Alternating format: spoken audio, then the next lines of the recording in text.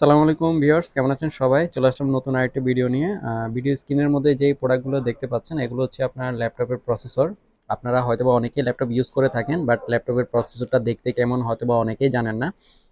ট্রের মধ্যে যে জিনিসগুলো দেখতে পাচ্ছেন এগুলো হচ্ছে বিভিন্ন ইন্টেলের বিভিন্ন সিরিজের বিভিন্ন মডেলের প্রসেসর। এখানে dual core processor i3 i5 i7 বেশ কিছু প্রসেসর আপনারা দেখতে পাচ্ছেন।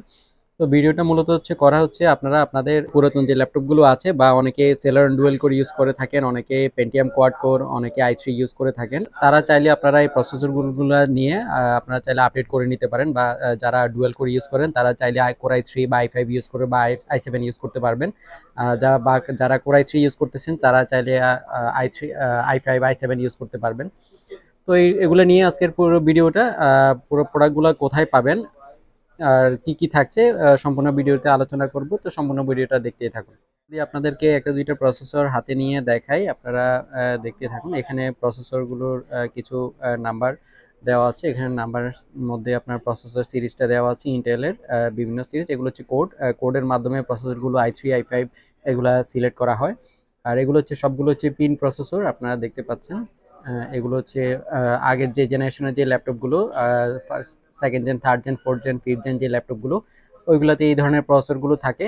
আর বর্তমান টেকনোলজি যে ল্যাপটপগুলো 8 9 জেন, 10 জেন, 11 12 বা 13 14 জেনের যে ল্যাপটপগুলো, এগুলো অনেকটা স্লিম হয়ে থাকে, সেই জন্য এগুলো আপনার মাদারবোর্ডের সাথে প্রসেসরগুলো বিল্ডিং থাকে।